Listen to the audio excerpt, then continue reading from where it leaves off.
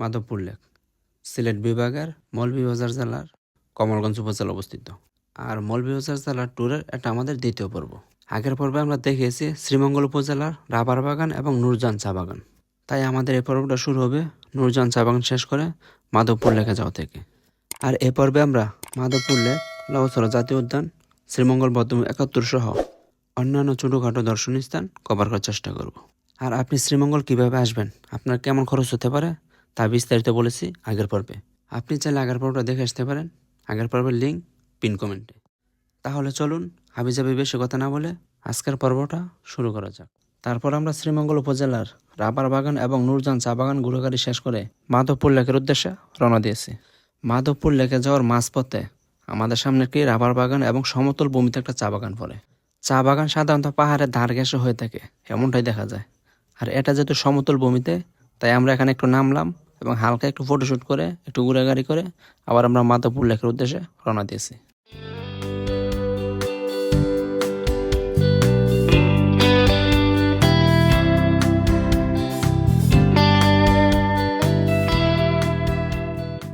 তারপর বলতে বলতে আমরা চলে আসলাম মাধবপুর লেকের গেটের সামনে। আর এখানে দেখতেছেন বিভিন্ন ধরনের গাড়ি পার্কিং করা আছে। আগের ভিডিওতে আমরা বলেছিলাম সারাদিনের জন্য আমরা সিএনজি ভাড়া করেছিলাম। আমাদের সিএনজিটা এখানে পার্কিং করা, আমাদেরকে এখানে নামায় দেয়।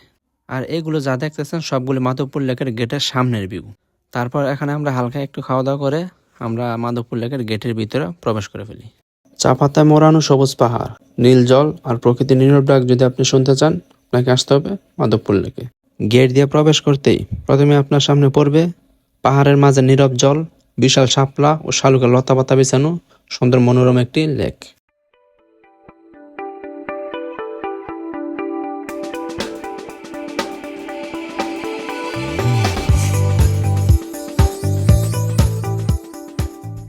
তারপর আমরা পাহাড়ের উপরে উঠতেছি। আসেন পাহাড়ের উপর থেকে লেকের মনোরম দৃশ্যটা দেখার চেষ্টা করি।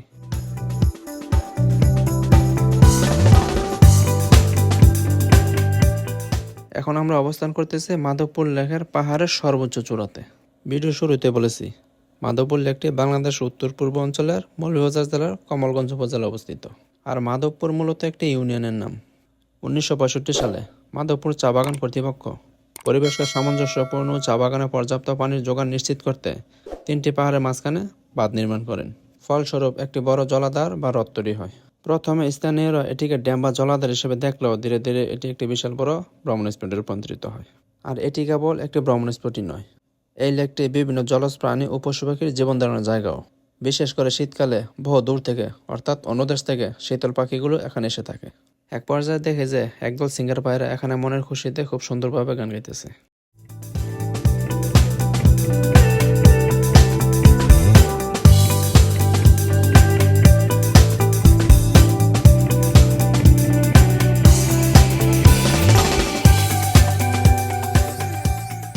মাধবপুর ঘোরাঘুরি শেষ করে আমরা এখন মাধবপুর লেকের শান্ত জল, শাপলা শালুকের পুষ্প সম্ভার আর সবুজ চা বাগানের আঁকাবাঁকা রাস্তা ছেড়ে আমরা এখন চলে যাচ্ছি লাউছড়া জাতীয় উদ্যানে।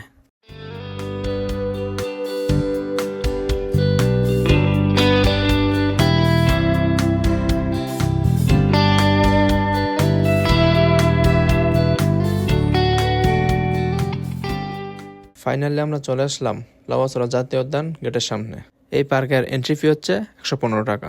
আর শুরুতে বলে রাখি এই পার্ক সম্পর্কে খুব ইন্টারেস্টিং তথ্য শেয়ার করব, আশা করি ভিডিওটা কন্টিনিউ করবেন। গেট দিয়ে ঢুকতে আপনারা এমন একটি সুন্দর রাস্তা পাবেন, যে রাস্তার দুপাশে খুব সুন্দরভাবে সারি সারি গাছ লাগানো আছে।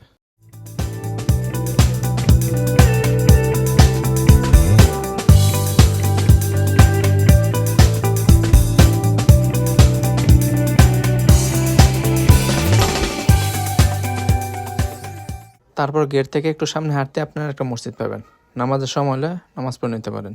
তারপর মসজিদ থেকে আরেকটু সামনে যাবেন, একটি রেলপথ পাবেন।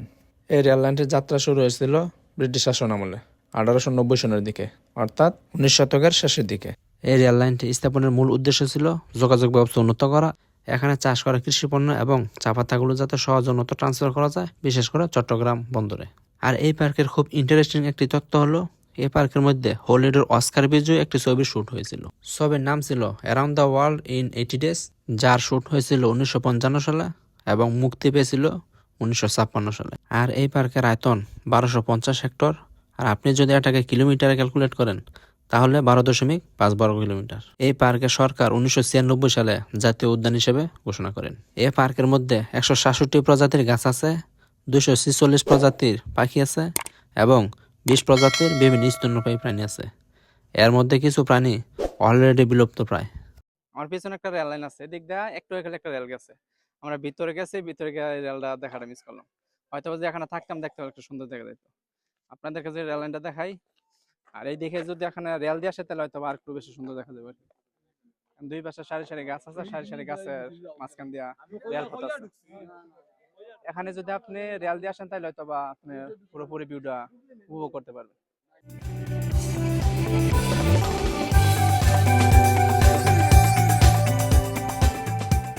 অনেকে মনে করেন এটা একটা প্রাকৃতিক বন, কিন্তু সত্যিকার অর্থে এটা প্রাকৃতিক এবং কৃত্রিম মিলিয়েই আজকের লাউসরা জাতীয় উদ্যান।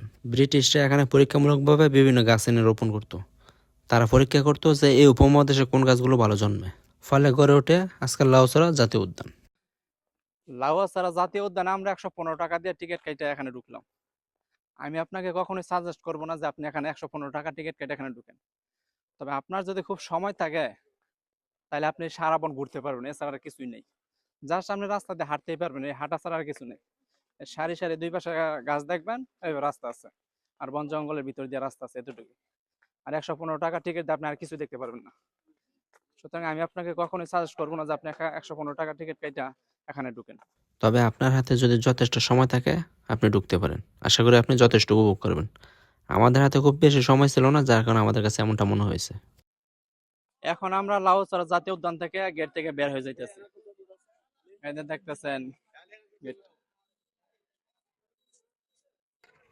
এখন আমরা যাব শ্রীমঙ্গল বধ্যভূমি 71 এবং এটা আমাদের আজকের জন্য লাস্ট স্পট।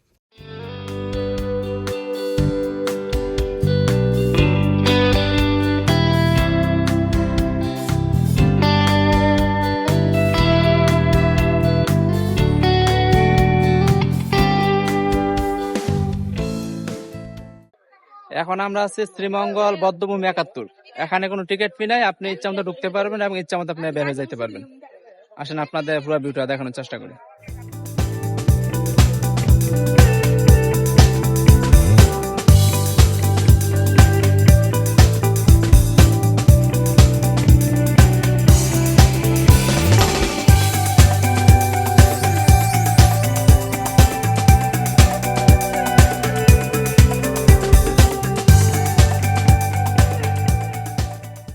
শ্রীমঙ্গল বধ্যভূমি 71 মৌলভীবাজার জেলার যুদ্ধ চলাকালীন একটি গণহত্যাস্থল। 1971 সালে বাংলাদেশের মুক্তিযুদ্ধ চলাকালে এখানে পাকিস্তান হানাদার বাহিনী ও তাদের স্থানীয় দোসররা নিরীহ বাঙালিদের হত্যা করে নিহতদের অনেককে গণকবর অথবা আশেপাশে বিভিন্ন স্থানে ফেলে দিত। আর এই গণকবরটি শ্রীমঙ্গল অঞ্চলের গণহত্যার প্রত্যক্ষ সাক্ষী। মুক্তিযুদ্ধের চেতনা যাতে প্রত্যেকে বুকের ভিতর ধারণ করতে পারে এবং ইতিহাস সম্পর্কে জানতে পারে, তাই এটা সবার জন্য উন্মুক্ত করে দেওয়া হয়েছে।